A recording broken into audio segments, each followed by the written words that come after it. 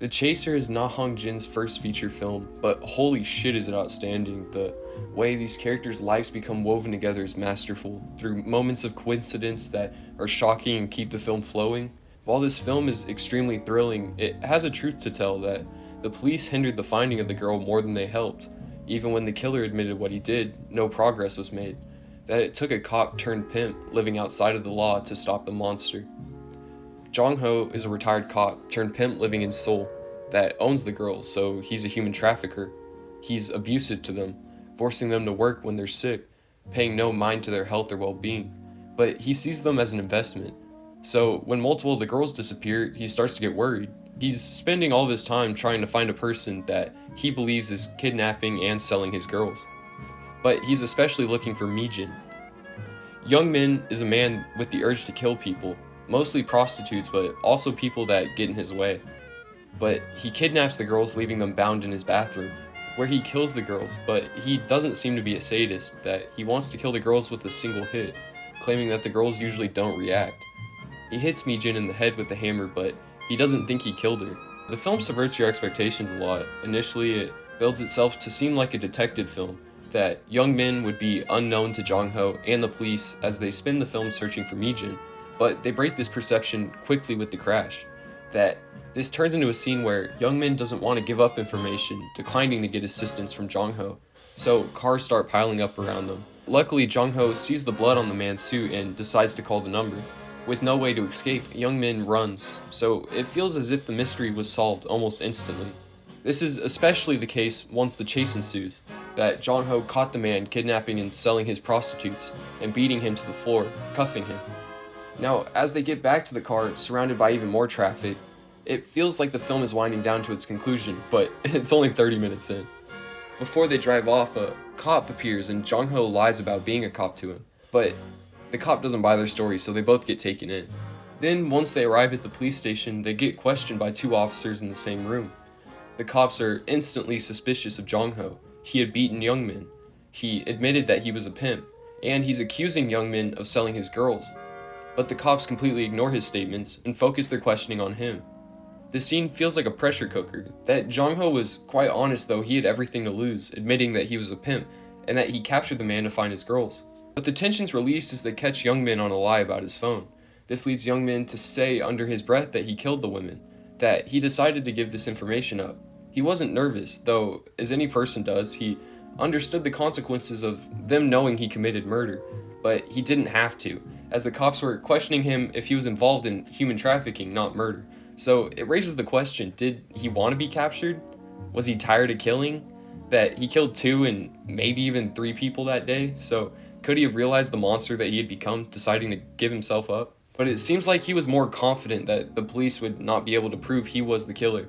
The girls have disappeared, but there's no proof that they're dead. His address is not the place he truly lives. So I believe he was arrogant at this moment, knowing the admission could not be used against him since it's not being recorded. Now that he has admitted his crime to the cops, they decide to take the case more seriously. A task force and the police captain show up, but it's revealed that another crime had occurred the same day. A man threw his own shit at the mayor's face. This gave the public a poor perception of the police that they didn't prevent the man from attacking their mayor. Because of this, they do not want to take any risks with cases. So, seeing a man accused of multiple homicides with no evidence makes them shake in their boots, afraid to take up the case when they are already dealing with publicity problems. So, this gets worse when the captain realizes that Young Min was badly beaten. He assumes that it was a cop that socked him.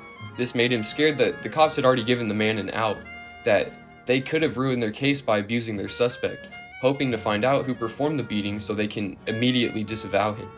Jong-ho doesn't believe that he killed the girls, that he was using his admission to trick the police into protecting him from Jong-ho by getting himself detained.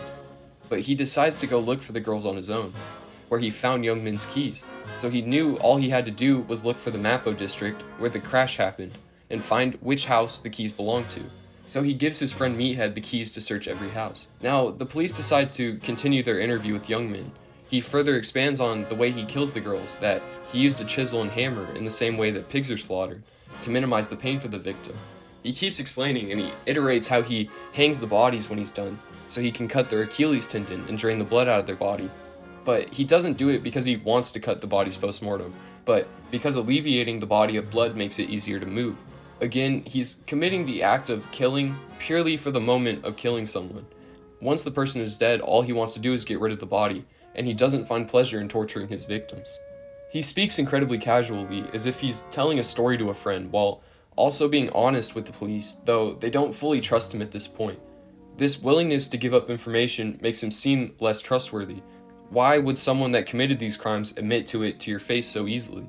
While the task force officers are slowly starting to believe him, this is in contrast to Jong-ho, who is hopeful his investments are still alive. So he decides to look at Mi-jin's apartment, where he finds her daughter. Realizing that she has nobody to take care of her since her mother's missing, he realizes that if he doesn't help her, then who's going to? But the girl hates him, realizing that he was the man that made her mother work, treating her like trash while she was around, only to care for her well-being once she isn't making him money. She saw everything her mother went through, though she has to trust Jong-ho because she has nobody else. But she doesn't take the disrespect he throws at her mother. But his perspective on what happened changed as he gains more and more information about Youngmin. Jong-ho meets another sex worker that tells him about her experiences with him, that he couldn't get it up no matter how hard she tried. Though she left his place, he decided to continually message her, which led to him sending pictures of himself covered in blood to her, also threatening to kill her. It was at this moment that everything clicked in his mind. Now looking at the young girl, he realized what Youngmin admitted was probably true.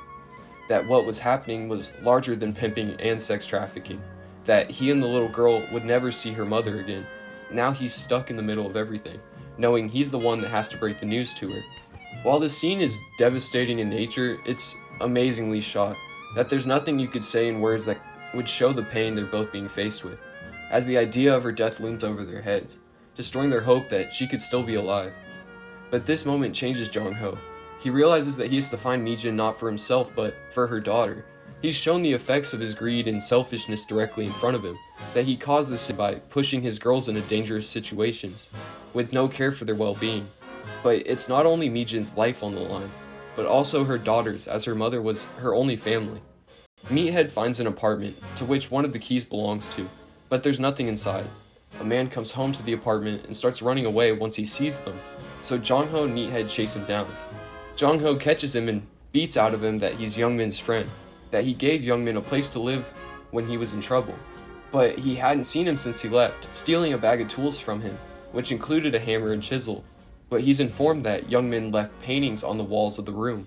Jong-ho rips the paper covering the walls down, showing black and white illustrations of human body parts, randomly arranged along the walls. But now we come back to Youngmin, who's getting a real interrogation. The profiler questions him about his sexual habits, finding out that he's a virgin, though he had a 1-year-long relationship. So he wasn't a virgin because he couldn't find a girl that he liked. So they start questioning him if he is impotent, that he wouldn't be able to have sex with a girl even if he wanted to. Youngmin gets incredibly defensive, but the interview gets more aggressive. The profiler states to him, "Because assholes like you mostly are, you're impotent, aren't you? When you see a woman, you want to have sex but you can't, so you kill them with a chisel, right? You think the chisel is your penis. The pleasure from hammering a chisel on a woman's head. You killed the woman because of the pleasure." Youngmin keeps telling him to stop before saying that's not the reason why, but he doesn't give another, deciding to attack the profiler. He's embarrassed that he feels this way. Now that he's backed into a corner, his only options are to fight or run away, but he was locked in the room, so he tried to choke the profiler. While this is happening, the girl disappears. Jong-ho looks for her, but finds her passed out on the ground with injuries to her face. He uses all of his power to sprint with her in his arms to the nearest hospital, where he gets her care. That nothing else mattered at that moment. He would have done anything to make sure the kid was safe, taking on the role of her guardian. Now, with the anger of seeing how Youngmin's actions caused the girl to get hurt, he goes back to the police station to take it out on Youngmin. The cops realize they can't get away with giving the same punishment, so they allow it to happen. Youngmin gives the men an address to stop the beating, but it was a farce, as the building was 20 minutes from where the car crash took place. Jong-ho realizes this instantly, but the cops won't listen to him, deciding to expend their whole force on searching the property. But this is where the perspective of the judicial system is shown, that the public prosecutor advises the cops to set Youngmin free, that he believes the task force cops are imposing their crimes on Youngmin to hide their mishandling of the poop thrower, attempting to end their investigation before it gets underway. but he believes that the man that hurt Youngmin should be brought to the law, that he assaulted a man who has not been proven guilty. So he says that he will do anything to get this man fired, as he believes a cop dished out the beating.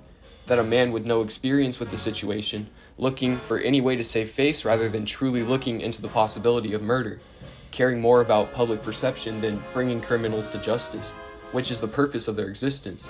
So the police release Youngmin and detain Jong-ho, but Jong-ho escapes knowing that no one will take care of the girl or find Mi-jin. We see that Mi-jin breaks free of her bounds and flees the killer's house, running to the first store to call the police. The lady inside the store lets her hide in the back, but it takes a long time for the police to arrive. She also calls Jong-ho, but he doesn't answer.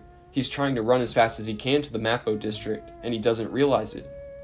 While the task force police still don't trust Youngmin, one of the cops trail him, but they stay far away. Youngmin decides that he needs a cigarette, so he enters the store that Mi-jin is hiding in. The cashier notices his bruises, so he plays it off as if an insane man attacked him. The store clerk finds comfort in having the man around, so she reveals that Mi-jin is hiding in the back. He picks up on this fact and asks the store clerk for a hammer, believing that he was going to use it to protect them. She hands it over, before he slams it on her head. Then he goes into the back and does the same to Mi-jin. That this could have been stopped, but he took the first chance he got to impose his will on another woman. Jong-ho and the police don't get there till it's too late. Jong-ho later hears the voicemail and can't feel anything but guilt. After chasing Youngmin for so long, he can't help himself from seeing him in everyone. That it's not only the guilt of putting Mi-jin in this situation, but that he could have saved her if he heard the voicemail, but he missed his chance due to his aggression. That if he never assaulted Youngmin, he probably wouldn't have been released to carry out his final killings. But Jong-ho can't keep him off his mind, now wanting to take revenge on Youngmin since that's all he has left. He comes across a crucifixion statue that resembles Youngmin's paintings. He goes inside and finds out that Youngmin worked for the church and built the statue. Then he is given the information of Mr. Park, who he worked with, whose address turns out to be the slaughterhouse. They fight until Jong-ho gets Youngmin to the ground, with a hammer raised above his head, ready to give him the same treatment he showed the women, but the police come in and stop him before he can swing it. Now that the investigation is over, Jong-ho returns to the hospital. Though he's broken, he can't leave the girl, that he doesn't feel obligated to take care of her, but he wants to. Now you can see through the film, it feels like the cops are helpless, whether it's how the investigation looks to the public, or how each cop brings their own problems to each case with the way they are perceived by their work on previous cases. That there are a lot of factors that remove the police's focus from solving the crimes. They would rather not cause problems for themselves than save a person that could be in need, or bring a killer to justice. Policing isn't preventative, it's reactionary. That they require physical proof to do anything, so you can't prevent a serial killer from committing his crimes.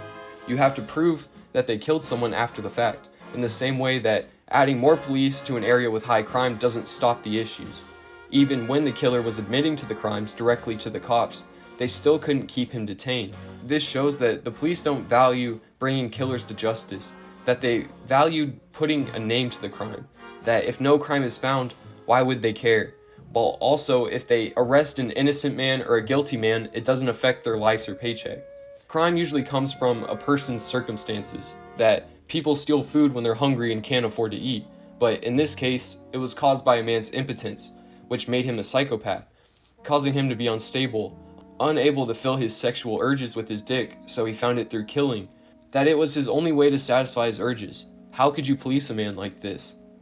I believe it comes down to providing more social services rather than focusing purely on policing. A lot of these issues are systemic, especially property crimes such as theft, which are mainly caused by poverty, but also with these larger issues such as psychopathy and antisocial disorders. A lot of these issues could be mitigated if we solve the problems at their head, giving people access to medical resources to deal with these issues. But in all, the Chaser is amazing and an exciting experience. There's very little downtime for over a 2-hour film. It's truly a triumph for a first feature film, and you can see Na Hong-jin's film style taking shape. I was amazed to see that the Wailing in this film were made 8 years apart, because they feel kind of similar in the way they were shot. I hope you enjoyed watching this as much as I enjoyed making it, and subscribe and give the like button a little tap on there if you please, and I hope you all have a good day.